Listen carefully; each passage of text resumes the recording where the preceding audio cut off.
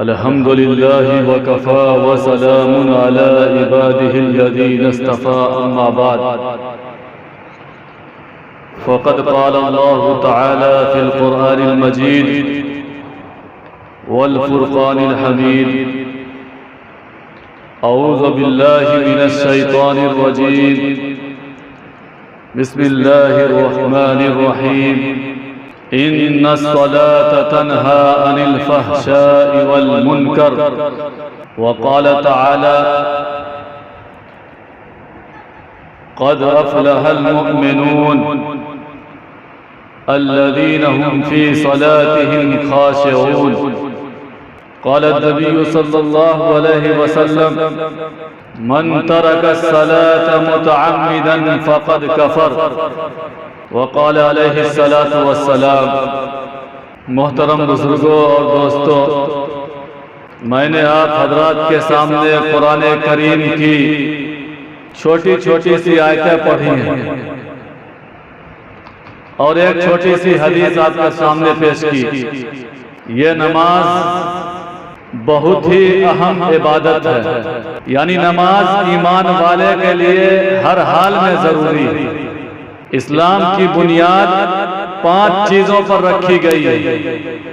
सबसे पहला ईमान है, दूसरा नमाज, तीसरा रोज़ा, चौथा ज़कात, पांचवा हज। ये इस्लाम की बुनियाद है। अल्लाह तबारक व तआला ने ईमान के बाद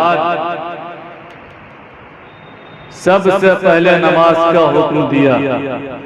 जिस तरह से घर आदमी बनाना शुरू करता है तो बुनियाद डालता है और बुनियाद मजबूत देता है ताकि उसके ऊपर एक तल्ला और उठा सके, या कह लीजिए पिलर उसको कह दीजिए। पिलर के ऊपर मकान को खड़ा किया जाता है। जैसा पिलर होगा उसी तरह से मकान उसके ऊपर और खड़ा होता चला जाएगा। अगर पिलर कमजोर, उसकी बुनियाद कमजोर, तो छत कभी भी गिर सकती है। कोई दरख्त हो, कोई पेड़ हो, उसका जड़ अगर मजबूत ना हो, जितना भी लंबा हो जाए, ऊपर जाके जितना मोटा हो जाए, लेकिन अगर जड़ कमजोर है तो कभी भी गिर सकता है वो पेड़, वो दरख्त कभी भी गिर सकता है। इसी तरह से इस्लाम में ये 5 बुनियादी चीजें हैं। इसमें से एक भी अगर कमी है, एक में भी कमजोरी है, तो वो उसका ईमान कमजोर है। अगर कोई नमाज पढ़ता है, रमजान में रोजा नहीं रखता है, तो उसकी बुनियाद कमजोर है। कोई रोजा रखता है, नमाज नहीं पढ़ता है, तो उसकी बुनियाद कमजोर है, यानी कामिल ईमान वाला वो नहीं है। वो कहीं भी किसी वक्त भी गुमराही के रास्ते को इख्तियार कर सकता है, कुफ्र वाला काम कर सकता है। अल्लाह ने फरमाया इन्नस्सलाता तन्हा अनिल फ़हशाइ वल मुनकर, कि बेशक नमाज बेहयाई से और बुरे कामों से रोकती है। ये अल्लाह कह रहा है कि नमाज ऐसी इबादत है, ऐसी चीज है नमाज, कि जिसके जरिए से आदमी का बेहयापन खत्म होता है, वो गलत कामों से रुकता है। लेकिन शर्त यह है कि नमाज को नमाज के तरीके से पढ़ा जाए। जब आदमी नमाज पढ़ने के लिए आए तो ये सोचकर पढ़े कि हम नमाज पढ़ रहे हैं, उसका दिल दिमाग नमाज में होनी चाहिए। ऐसा ना हो कि हम नमाज की हालत में तो है, लेकिन मेरा पूरा ज़हन और दिमाग सब दुकानों में लगा हुआ है या किसी और चीज में मशगूल है। तो उस तरह की अगर नमाज पढ़ेंगे तो सालों साल पढ़ते रह जाएंगे, न बेहयाई से रुकेंगे, न बुरे काम से रुक पाएंगे। लेकिन अगर कोई बंदा गलत काम करता है, शराबी है, कबाबी है, लेकिन नमाज को नमाज समझकर अगर वो पढ़ता है तो सारी चीजें उससे जितनी भी बुराई वो दूर हो जाएगी। क़द अफ़लहल मुमिनून, अल्लाह ने फरमाया बेशक यकीनन वो मोमिनीन कामयाब है, वो ईमान वाला कामयाब है। अल्लज़ीना हुम फी सलातिहिम खाशिऊन, जिसने खुजू और खुशू के साथ नमाज को पढ़ा। ये खुजू का लफ्ज और खुशू का लफ्ज ये अरबी लफ्ज है। खुजू के माने आता है जाहिरी तौर पे झुक जाना, जाहिरी तौर पे झुक जाना, और खुशू के माने आता है आजिज़ी और इनकिसारी के साथ अल्लाह को हाजिर और नाज़िर समझकर पूरे नमाज के ऊपर ध्यान देकर नमाज पढ़ने को कहते हैं खुशू। तो जिसकी नमाज में खुशू और खुजू होगी वो मोमिन कामयाब है, ये अल्लाह का वादा है। क़द अफ़लहल मुमिनून अल्लज़ीना हुम फी सलातिहिम खाशिऊन। और आगे एक हदीस है कि मन तरका सलात मुतअम्मिदन फ़क़द कफ़र, कि जिसने जानबूझकर फर्ज नमाज को छोड़ दिया, जिसने जानबूझकर फर्ज नमाज को छोड़ दिया यानी वो कुफ्र वाला काम किया, काफिरों वाला अमल किया। ये नमाज इस्लाम और कुफ्र के दरमियान का एक दीवार है। बहुत सारे उलमा किराम, बहुत सारे अइम्मा किराम तो कहते हैं कि जिसने जानबूझकर नमाज को छोड़ा वो काफिर हो गया। लेकिन हमारे जो इमाम हैं हज़रत इमाम अबू हनीफा रहमतुल्लाह अलैह, ये कहते हैं कि ये काफिरों वाला अमल है। काफिर तो नहीं होगा लेकिन ये काफिरों वाला अमल है, ये कुफ्र वाला अमल है। एक मुसलमान की फितरत ये होती है कि वो नमाज को कायम करने वाला होता है, नमाज को पढ़ने वाला होता है, और काफिरों की फितरत में होती है कि वो नमाज नहीं पढ़ता है। तो ये अमल जो है काफिरों वाला अमल है। और नमाज इस्लाम और कुफ्र के दरमियान की एक दीवार है। जिसने जानबूझकर नमाज को छोड़ दिया, फर्ज नमाज को, वो उस दीवार को तोड़ दिया, गिरा दिया उस दीवार को, यानी इस्लाम से कुफ्र में दाखिल होने लगा। नमाज तो वो है जिसके बारे में हमारे नबी हजरत मोहम्मद सल्लल्लाहु अलैहि वसल्लम ने फरमाया कुर्रतु ऐनी फी सलाह, कि नमाज मेरी आंखों की ठंडक है। तो ये बहुत बड़ी इबादत है। मरने के बाद आमाल में जो सबसे पहला, इबादतों में जो सबसे पहला पूछा जाएगा, जो सवाल जवाब होगा कब्रों के अंदर, इबादतों में सबसे पहले पूछा जाएगा नमाज के बारे में। क्या तुमने नमाज पढ़ी? जिसकी नमाज अच्छी होगी, जिसने दुनिया के अंदर नमाज़ें पढ़ी होंगी, उसकी नमाज अगर सही निकल गई तो आगे का मामला सब आसान होता चला जाएगा। लेकिन जो नमाज में फंस गया, नमाज के अंदर अटक गया, दुनिया के अंदर नमाज नहीं पढ़ता था, उसका सारा मामला कठिन होता चला जाएगा, मुश्किल होता चला जाएगा। तो ये नमाज बहुत बड़ी इबादत है, और ये ऐसी इबादत है जो किसी हाल में माफ नहीं है। रोजा कमजोरों के लिए, बीमारों के लिए माफ है। हज जिसको अल्लाह ने इस्तिताअत नहीं दे रखी है उसके लिए माफ है। ज़कात जिसको अल्लाह ने माल नहीं दिया उसके लिए माफ है। लेकिन नमाज एक ऐसी इबादत है जो किसी हाल में माफ नहीं है। जब तक सांस चलता रहेगा तब तक नमाज माफ नहीं है। सांस बंद तो मामला ही खत्म। सांस आपकी जारी है तो नमाज आपको हर हाल में पढ़ना। तरीके अलग हो सकते हैं नमाज पढ़ने के, सो के लेट के बैठ के हम पढ़ सकते हैं, इशारे से पढ़ सकते हैं, लेकिन नमाज माफ नहीं। तो इतनी बड़ी इबादत जिसकी इतनी अहमियत है,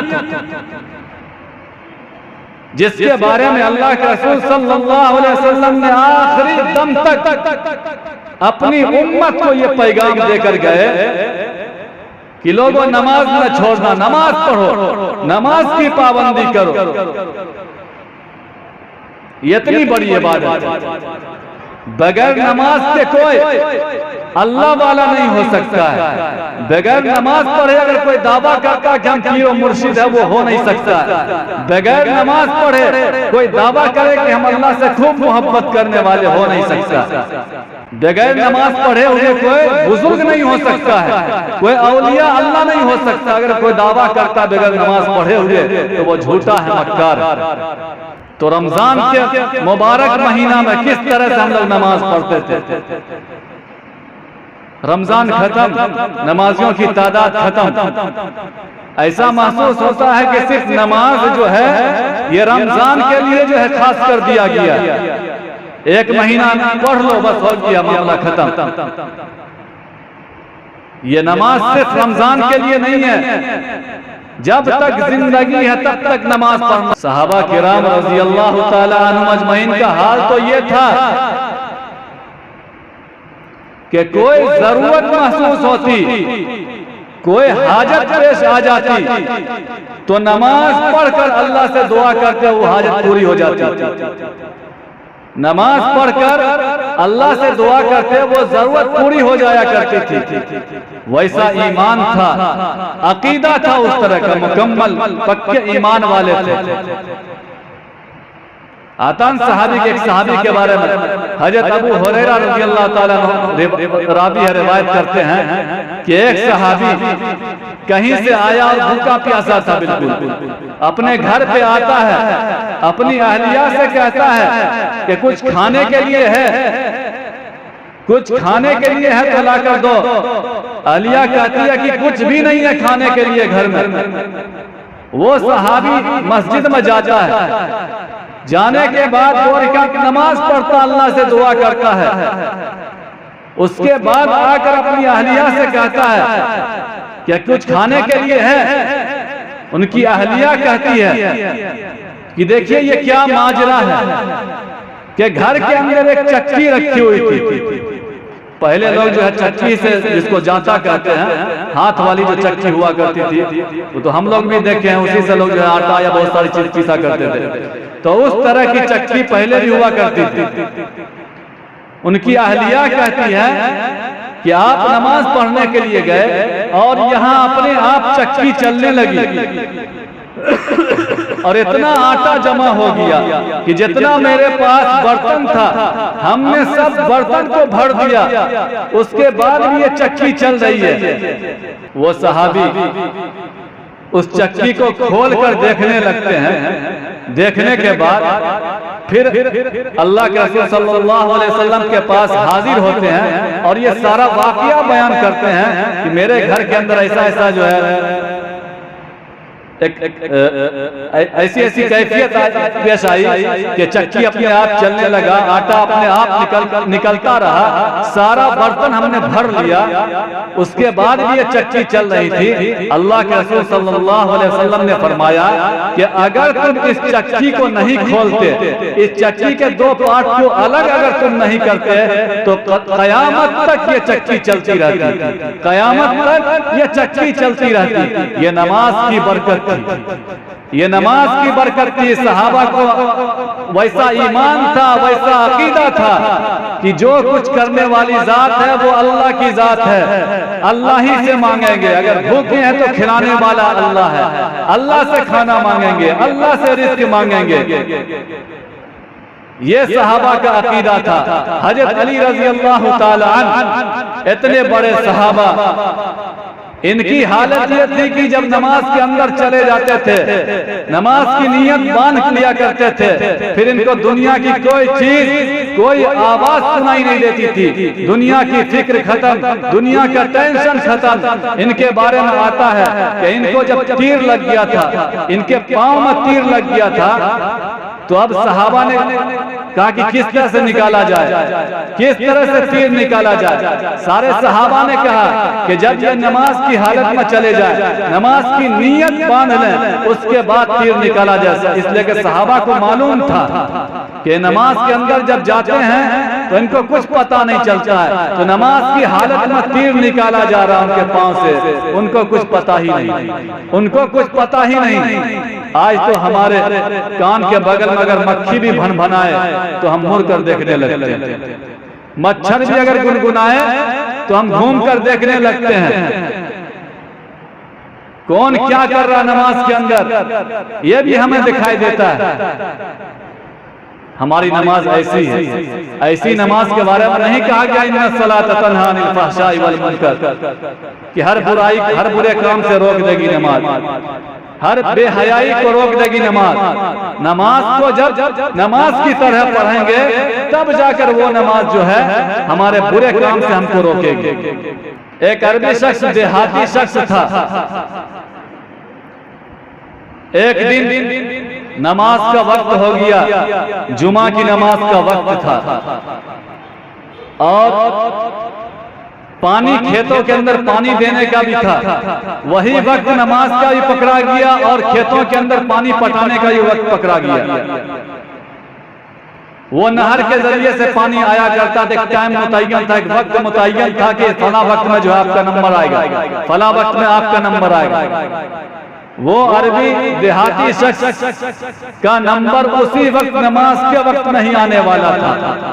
बीबी ने कहा कि आप जाइए, आप नमाज बाद में पढ़ लीजिएगा, आप पहले जाइए खेत में पानी पटा लीजिए, वरना अगर ये मौका निकल गया तो बहुत मुश्किल हो जाएगी, फिर कैसे फसल होगा, हम कैसे खाएंगे पिएंगे। आप नमाज को आगे पीछे कर लीजिए और आप पहले जाकर पानी पटाइए। वो शख्स नमाजी था, वो शख्स पक्का नमाजी था। वो कहने लगा कि नहीं, मैं पहले नमाज पढ़ूंगा, मैं पहले नमाज पढ़ूंगा, उसके बाद जाऊंगा, देखा जाएगा पानी पड़ता है या नहीं पड़ता है, पहले नमाज पढ़ूंगा।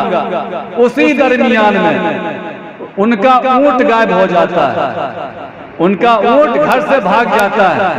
अब बीबी को और एक बहाना निकल जाता है कि आपका ऊंट भाग गया, देखिए अभी करीब में कहीं होगा, ऊंट को आप लेकर आइए, नमाज का वक्त हो रहा। ये दो मसला सामने पेश आ रहा, एक तो पानी पटाना है, अगर नंबर चला गया दूसरे का नंबर आ जाएगा। दूसरा ये है कि ऊंट भाग गया। ऊंट की अहमियत हुआ करती थी उस पर, जिन लोगों के पास जितना ज्यादा ऊंट हुआ करता था वो ज्यादा मालदार कहलाया करते थे।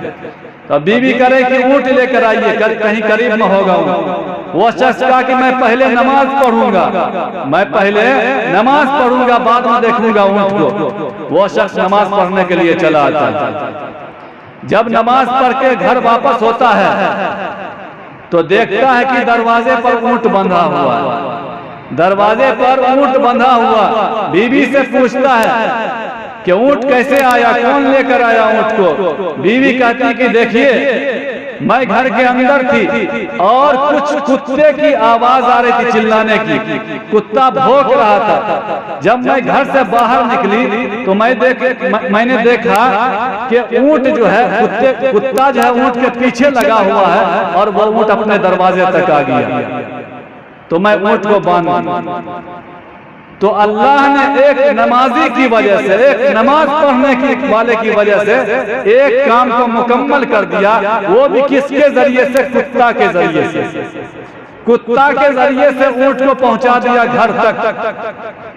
ये शख्स खुश हो गया कि चलो अल्लाह ताला ने मेरा एक काम, एक मसला हल कर दिया, पानी पटाने का मसला। अब कहता है जा रहा हूँ पानी पटाने के लिए खेत में। जब पानी पटाने के लिए जाता है, जब पानी पटाने के लिए खेत पहुंचता है, देखता कि पूरे खेत सैराब बना हुआ पानी से, पहले ही से पटा हुआ है, पड़ोस का खेत वाला जो था वो देहाती, वो दौड़ के आता है और खुद माफी मांगने लगता है कि मुझे माफ कर दीजिए, मैं अपने खेत में पानी पटा रहा था, मेरा नंबर था, मैं अपने खेत में पानी पटा रहा था, लेकिन मेरा खेत और आपके खेत के आड़ के दरमियान में एक सुराख था, जिसकी वजह से मैं अपने खेत को पटाते पटाते आपका भी पूरा खेत पट गया, आपका भी पूरा खेत पट गया। तो ये नमाज की बरकत थी। वो बंदा नमाजी था, नमाज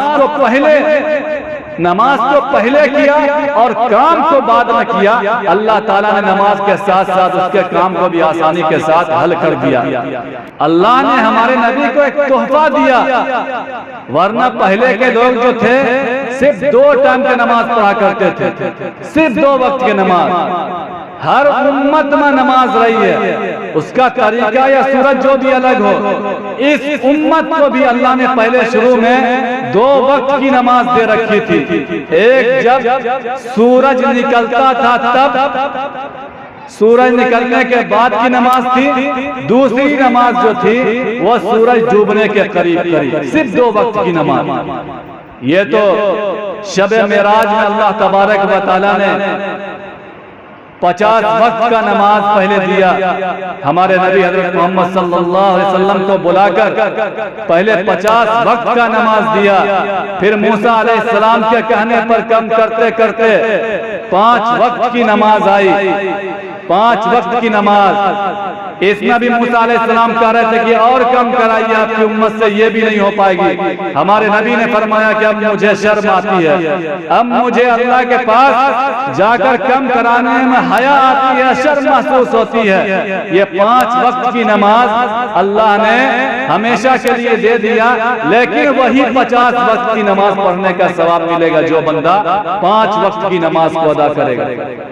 ये इतनी बड़ी इबादत, हर हाल में हम सबको नमाज की पाबंदी करनी चाहिए, नमाज को हर हाल में पढ़ना चाहिए। छोटी छोटी मुसीबत, छोटी छोटी परेशानियों में सबसे पहला काम हम जो करते हैं वो नमाज को छोड़ते हैं। सबसे पहला काम हम नमाज को छोड़ते हैं, उसके बाद हम रोते हैं, गिड़गिड़ाते हैं लोगों के सामने, औरों के सामने। अल्लाह के सामने गिड़गिड़ाना चाहिए था, उसको भूल जाते हैं। जो बीमारी को खत्म करने वाला है, जो शिफा देने वाला है, जो तकलीफ को दूर करने वाला है, उसको हम भूल जाते हैं और यूं ही लोगों के सामने रोते हैं, गिड़गिड़ाते हैं। ये होना चाहिए था कि अल्लाह के सामने हम रोए, गिड़गिड़ाएं। अगर बीमार हो जाए तो और अल्लाह से ज्यादा लगाव बढ़ जानी चाहिए, अल्लाह से और मोहब्बत हो जानी चाहिए। अल्लाह ही हर चीज का मालिक है, अल्लाह ही हर चीज पर कादिर है। अल्लाह जो चाहता है वो होता है, अल्लाह जो चाहता है वो करता है। तो नमाज को हर हाल में पढ़ना चाहिए। नमाज किसी हाल में माफ नहीं है, जब तक जिंदगी है तब तक नमाज पढ़ना है। अल्लाह तबारक व तआला हम सबको 5 वक्त की नमाज जब तक जिंदगी रहे तब तक पढ़ने की तौफीक अता फरमाए। हम लोग भी अल्लाह से दुआ मांगे कि अल्लाह ताला हम सबको नमाजी बनाए, पक्का नमाजी बनाए। जब नमाजी बनेंगे तो अपने माँ बाप जो दुनिया से रुखसत हो गए हैं उनके लिए दुआ मग़फ़िरत भी करेंगे। जब नमाज ही नहीं पढ़ेंगे तो फिर दुआ मग़फ़िरत करने की भी तौफीक नहीं होगी। तो अल्लाह ताला हम सबको खुशू खुजू के साथ नमाज पढ़ने की तौफीक अता फरमाए। व आखिरु दावाना अल्हम्दुलिल्लाहि रब्बिल आलमीन।